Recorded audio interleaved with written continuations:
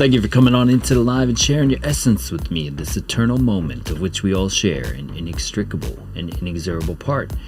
Thank you for doing your part, for coming on in each and every day, and we'll do the same without wasting a single second of your time. Bada bing, bada boom, we go. And take a look. We got a huge surge to the upside and a gravitation up to that 382 of that diagonal pitch fan that we've had price trapped in since January. So this is why we have it on the charts. And it was a nice, beautiful move to the upside. Some news about ETF approval with Grayscale and winning a case or something like that. I find it, I'm only cursory glancing at the news, because news is just a catalyst for what was going to occur in the charts anyway. So let's go look at high block capital. What is high block? Well, people lock their liquidity into the charts to get burnt to a crisp by the market maker for not using a stop loss, and we get to see where those crispy characters got burnt to a crisp, and they took out this entire range of that short liquidity we were looking at for the imbalances and the pools we lost to Father Time marked in the charts. Fatality. And that's what happens when you set your stop loss too far into profit, or you don't set one at all and you get liquidated. So as it stands right now, there is a large amount that has entered into the fray in terms of long liquidity. Now you have $428 million pools entering here and there, 197. If we go even deeper into the weeds here on the 1 minute time frame and zoom in, we can see these $428 million bubbles, which created this candle, and a $262 million pool, and another $197 million pool. So at some point you could retrace back into this, at least to the 50x level, and try to get a bullish order block disguised fill of some continuation idea if the move is a genuine upside move. Let's go ahead and expand our vision to the higher time frame pools of heat map. Shout out to everyone here. Thank you for stopping on in. On the 7-day time frame, we came for that imbalance we were talking about on at the 27K region, and basically now have some down below, but if they're going to maintain this strength, they might target that pool up in the 28K region. Why does it always go back to this for whatever reason? Let's keep it on max, please. Thank you. So we have the $10+ billion up at the 28,550 region, which we could come back into after clearing the short liquidity at 27K. If we go to the monthly time frame, let's go see if we have recovered how much of that vector. It looks like we've recovered the majority of the vector and even took out that range on the drop down there. So if we do continue higher, there is some double digits, 13 billion to the tune at 28.5 that we could come back to, and nearing double digits at 28.4 and nearing double digits at 28.6. So we got near $30 billion up in the 28.6 region.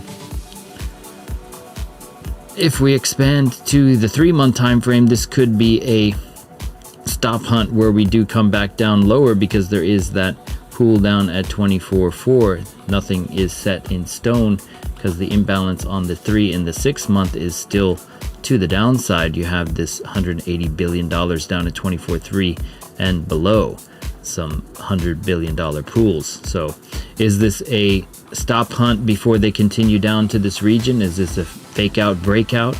Let's go ahead and look at the momentum and step into the Binance chart and see what's up.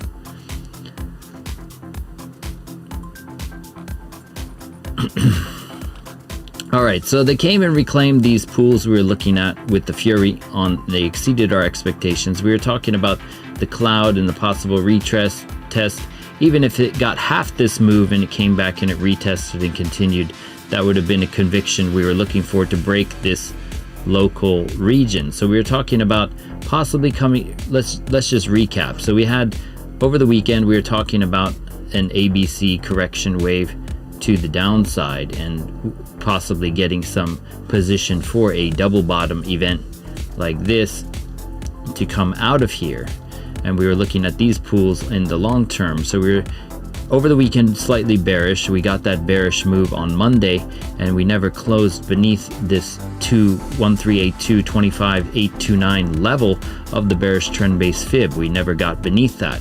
So at that time yesterday during the live, we switched ideas based around the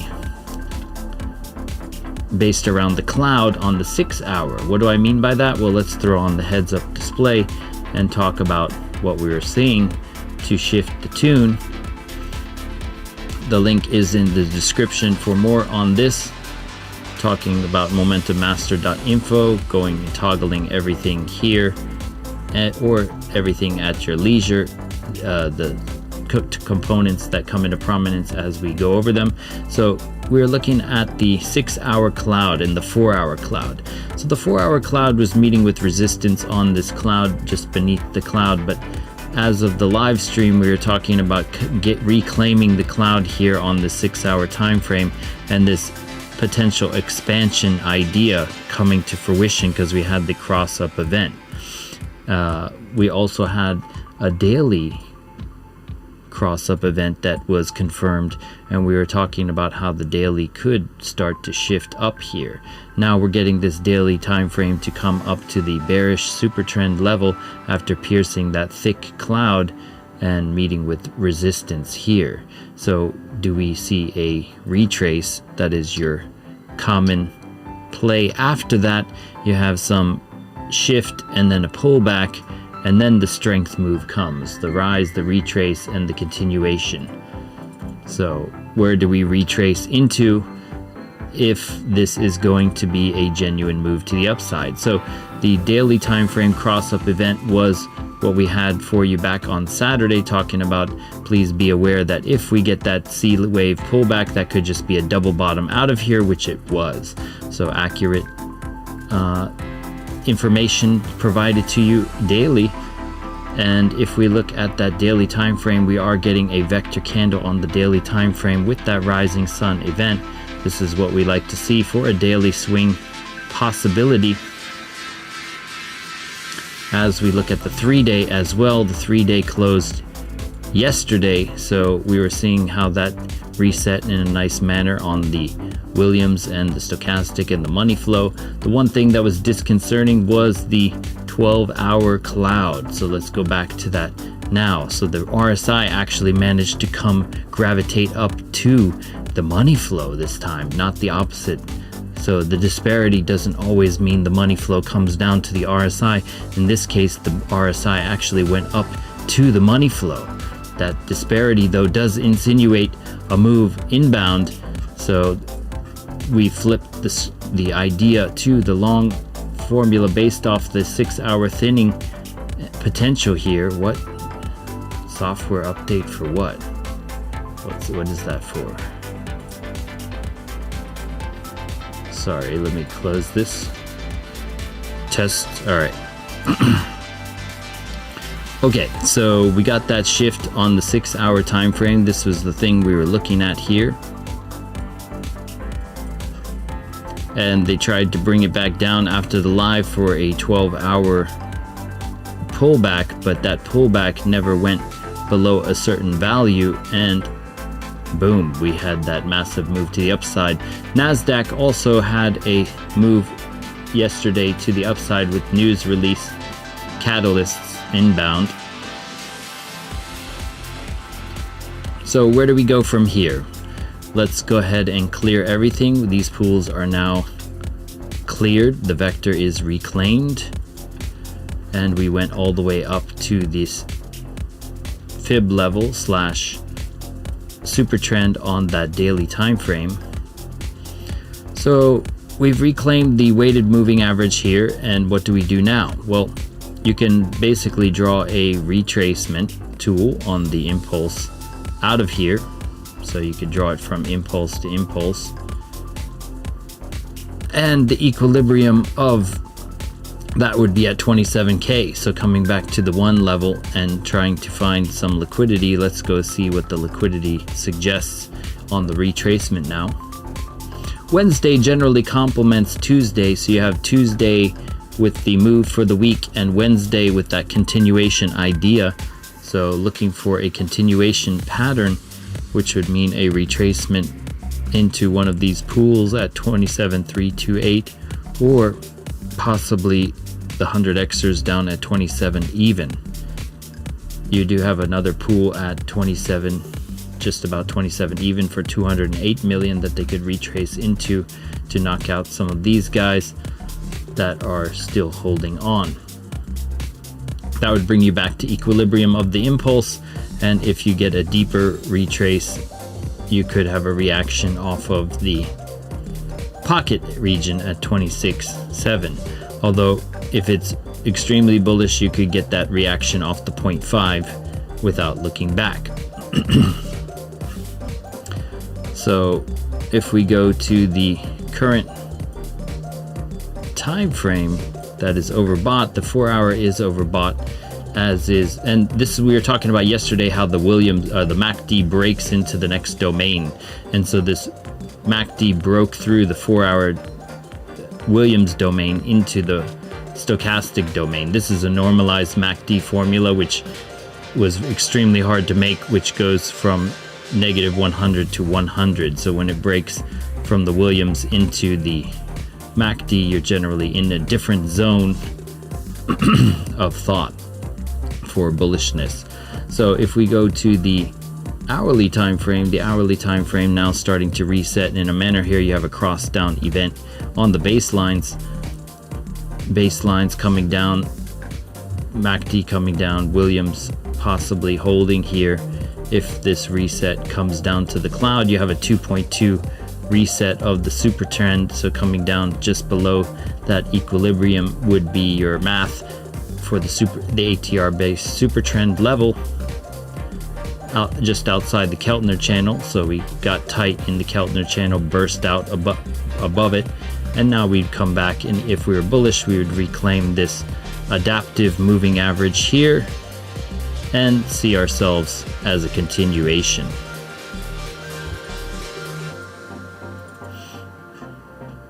All right, so the hourly needs to come down here based off of the oscillators resetting here and having the cross down event. How far of a retrace do we get within the Asian session? If we go back to the 15 minute is also holding this super trend so far.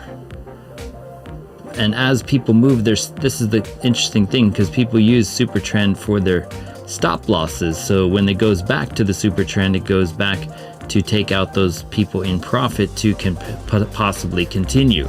So the retrace gives the strength, how strong the strength will be to that continuation move. So you need to see a continuation to have a strong move out. So let's see how much of a move that was. Actually, that was a very nice 8%, very nice move for BTC yesterday. So let's go ahead and see what we can. 15 minute coming down alongside the hourly, getting the 4 hour. 4 hour might not reset completely too, so we'll see how the 4 hour holds this region. The Williams still could come up some more here with the MACD coming up to say what's up to the stochastic, so we could get a pinning of the stochastic RSI. So let's take a look at the 6 hour. 6 hour momentum still strong. The leading MACD also coming up into the stochastic realm. Williams also still bullish, and we've only seen one large reprice vector candle. If we look at the 12 hour, we still have some rising sun event on the Williams that is playing out here with the nice peaks and with the nice valley effect, with this mountain momentum coming to the upside here. The reclaiming of the cloud is a sign of strength. We broke the bearish super trend level, which had been holding since July. So this super trend is now broken officially and can we reclaim and hold this cloud? That is the next step to digging a way out and possibly beyond. Once again, we need to be aware what lurks below at 24.3 though, with that $180 billion still for the ripe for the picking. If we go to the 2-year time frame, that amount was cleared. We had $241 billion at 24.4, which was reclaimed, and you still have some more down below as well. Do we actually come back for that is the question.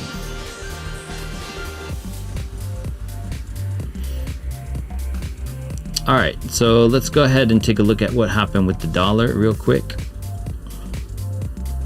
The dollar did get that retrace we were talking about. We were talking about this cross down event and coming up into resistance. We came off of that bullish trend-based fib level and bounced a little bit.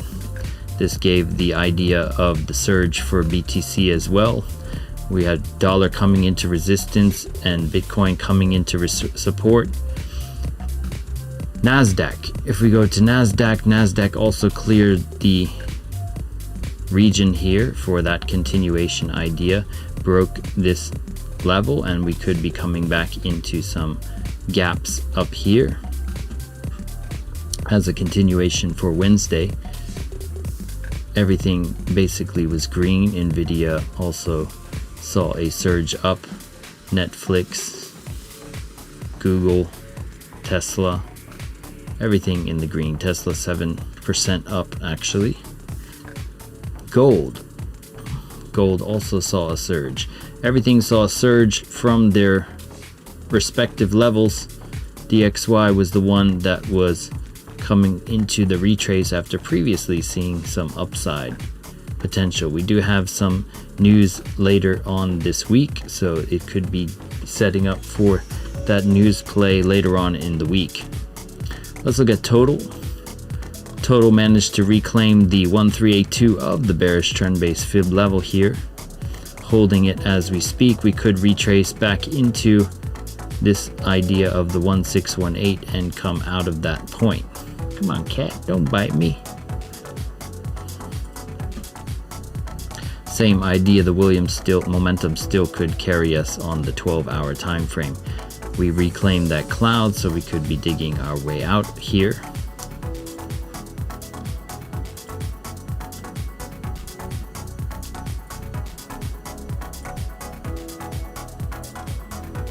And that would be the same idea here if you're bullish coming into the 0.5 or coming into the pocket for a deeper pullback idea.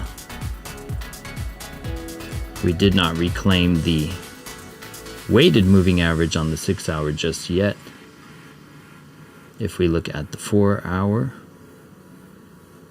4-hour weighted is reclaimed and holding.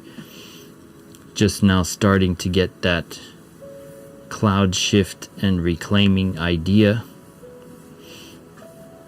If we go to total 3 had the same reaction. Let's go see what our idea of looking at Matic for my man yesterday was about. So we talked about coming back above. Matic already took the cloud back as we were doing the live yesterday, and it basically held that cloud. So this would have been a cleaner setup for what Bitcoin should have been doing, but it broke down at the cloud and then surged out. But this Matic was giving us a cleaner signal in terms of having the rocket ship, and we came back, reclaimed the cloud, tested it not once but twice, and then burst out. And we were talking about breaking this 4-hour super trend and at least coming up to that liquidity we saw up in that region. So we took out all the shorts for the Matic launch and also reclaimed the cloud on the 6-hour and burst up above. So this was a very clean signal on the indicator, actually having the rocket ship with the cross up event and everything reclaiming the cloud, and boom, and you could have seen that for a smooth 15% gains on Matic. As it stands right now, we are retracing into a order block Where are we on in terms of that retracement? We're right at the golden pocket. Could come into the 706 of that region if it continues alongside Bitcoin. So we could be getting this A, B, and C wave coming up here. And this is where you would project. How do you project? Well, this is where you would dig your way out of the bearishness by using trend-based fib levels. So you use the trend-based fib extension level, you do the impulse and the retrace, and the math is contained within. You can go back and replay this later if you want to see how to do it. You do the impulse and the retrace, and the opposite for bearish ideas. And this impulse retrace idea contains the math for where you're intending to go within the impulse, the ABC wave. So if we go here and we take this impulse to the upside here, and then we take the retracement, let's just say it goes to the golden pocket, which it has. But ultimately, where is that going to be? I don't know. Let's just say it goes to the 706. That means if you get above the 236 at 59.72, you could be slated for more upside momentum in the realm of 66 to 69 cents for Matic. Same thing we can do for Bitcoin here. So if we just take this impulse to the upside with the trend-based fib levels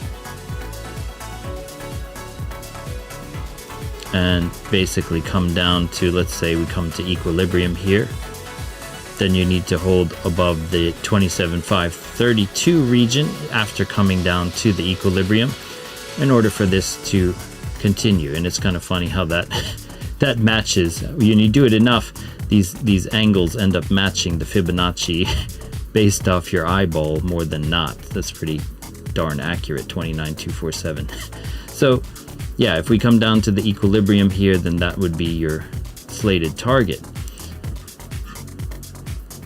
And so looking for the slight retrace into the London/New York session and seeing how New York handles it.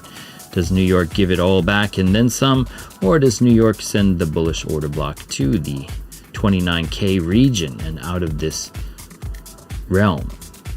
The liquidity suggests that we need to retrace on the 1 minute, and also if we look up above on the 2-year, eyes on the prize, there is $600 billion up there at 33.2, right for the taking. So they could come back to that after taking out some of the liquidity. Although having the downwards $200 billion pools, if they're coming down to that region again, there is some liquidity to justify that as well. 2-year time frame though does have the imbalance now to the upside in the 33K region. So we do have those projections as well. We need to reassess that because we did come down here, so we're going to delete these and start to do that again as we build our narrative out. And just as we start to get out of the bearish one, we will delete our bearish trend-based fibs as well. All right, so to recap in a nutshell, what do we want to see? So we need to see a slight retrace of some kind to see what the strength of the continuation move will be. So looking for that reset of the hourly/4 hour within the London session. So in the next 6 hours or so, you will see some sort of potential pullback to an order block of some kind. And where that order block lies depends on the Fibonacci and the strength of the liquidity here. So we'll be here for it either way, and we'll keep you posted. So waiting for that reset of some kind, but it all depends on how much is entered here in terms of liquidity to the shorts that enter here. So there's more shorts pinging in right now as we speak, to the tune of $73 million pools to the $46 million in longs. So as they come back and gobble some of these longs here, they came back and ate some 50 billion, 27, 50 million, 27 million, 22 million, 47 million here. As they start to come back into these pools, I wouldn't be surprised if they come all the way down to the 27K region. We already expressed that earlier, but just to recap, coming down to the 27K region would line up with the Fibonacci quite nicely. The equilibrium zone coming down to that region, or even beyond, to get a little bit of a golden pocket bounce would not be surprising to me, and seeing where that continuation could be. The super trend on the hourly is at that sub 27K region. We are having the cross down event on the hourly as well, but we just saw this bullish move to the upside, so I would not be shorting this. I would just be waiting for a potential continuation idea at those regions. Let's go see what you have to say, and then we'll say what's up. Can you touch base on the market open and closes? When does each exchange start and end, as well as what effect they have for price action? I was watching the 𝗥𝗲𝗹𝗁 and BTC and they say they're correlated. Good question. All right. So one thing you can use to get acclimated to that is this free indicator here, ICT kill zones by Tradinator. And it will only display this when you go to the 15-minute or below. So we're going to take off Momentum Master real quick and just show you. So basically I'm in Asia, right? I am in Japan. Hong Kong is one of the pools of liquidity. So they have this Asia range. So it's listed in my time currently. So it's 8:45. Currently now it is 10:25 a.m. in Japan. So we open up obviously 9 o'clock. You're gonna have to switch this to your time range, but this will appear in whatever time zone you have it set to, so that's quite nice. So London closes. Basically you're going to see a move at 30 minutes after New York opens. So New York opens at 10:30 p.m. my time, and then 30 minutes later you have this kill zone event, which is the silver bullet. I mean, there's all these names for it that are being used now, but basically around the London close of the exchange here at 11 my time is when you start to see the baton pass to New York, and New York sends it. That's why a lot of streamers like to go live around this time, because they like to take the credit for what's actually algorithmically taking place, and then their TA can look more amazing, so they can get more upsells on their group, their trading groups. So they do it around this London close time. So you're going to see a surge or drop around those times a lot more often than not. So if you go to back test this some more, you can see right around that 11 o'clock my time, 11 p.m., 30 minutes after the open, you see this move here. 30 minutes after the open, boom, drop down on Friday. 30 minutes after the open, boom, drop down. And so you have these. London is another one. It's a less volatile than New York, but still has some liquid to it, which is around that region, 3 p.m. my time. And then around 3 p.m. they have some sort of shift as the exchange baton is passed to London as they enter the fray, and you'll see some moves around that time. It's more volatile on these futures markets, as you can see here. Huge London close, boom, drop to the downside. London even has around 3 this huge drop to the downside, then comes back up again. So Asia is less liquid than London or New York, so you're going to see a lot slower moves at that time. What I've seen happen more often than not, I'm using NASDAQ right now, but for Bitcoin, for Asia will tend to bring it up into lunchtime, my time, which is like 12:30, and then they bring it down for London, and then London kind of plays with it, and if London doesn't send it, then they complement one another and bring it down, and New York brought it down some more. So they have this kind of baton pass, like a relay runner, and Asia hands it off to London, which then hands it off to New York, and then London closes, and you see some moves based off of the various pools interplay.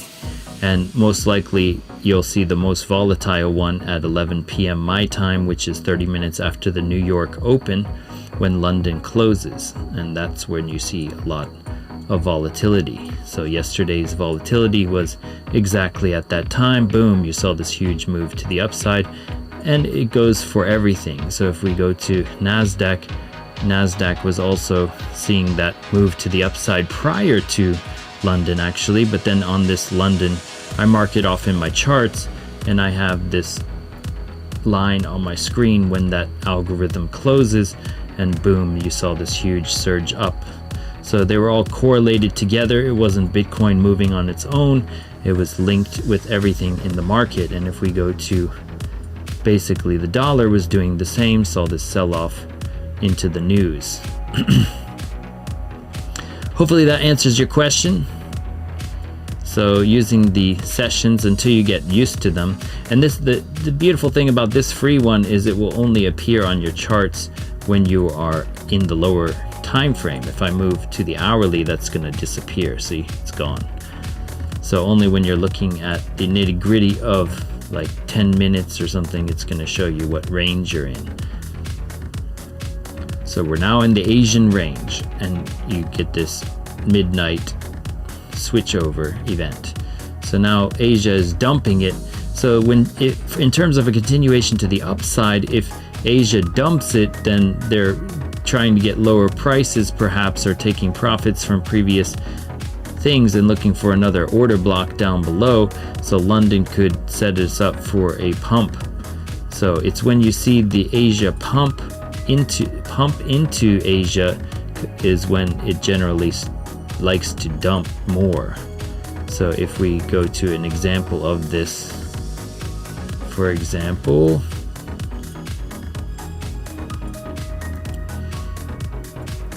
yeah, this is a lot of sideways action, but for example here, so this is one thing that I see a lot often, where Asia brings it up into lunch and then they sell it off into London.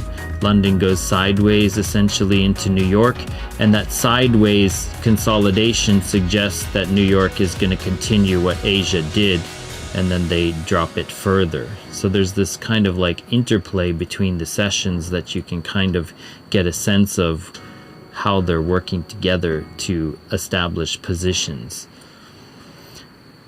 And that's about it. Hopefully that answered your question about the different time zones, if you will. Let's see. Cool. All right. So you're saying GAL, I was watching a guy trade GAL USDT and BTC, and they were correlated. Yeah, GAL USDT. What is GAL? Let's see.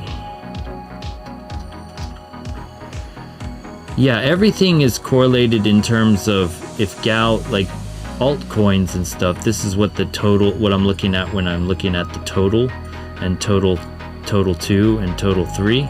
Total 3 is all the altcoins excluding BTC and ETH, and then seeing how the strength of the altcoins compares with the strength of the total market cap of crypto in general.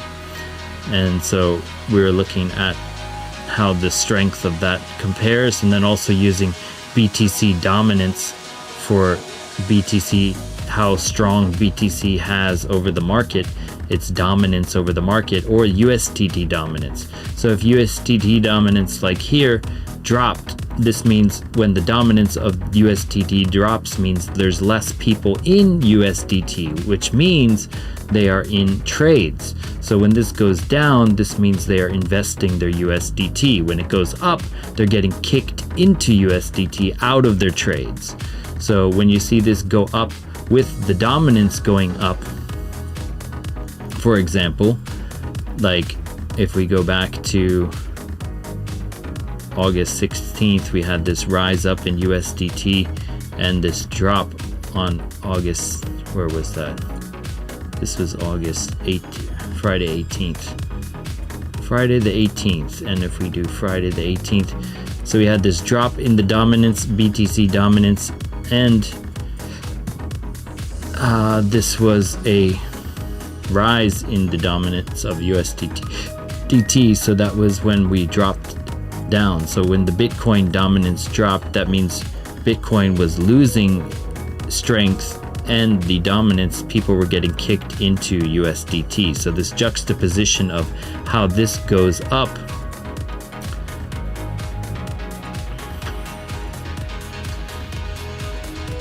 how this USDT dominance goes up while the Bitcoin dominance goes down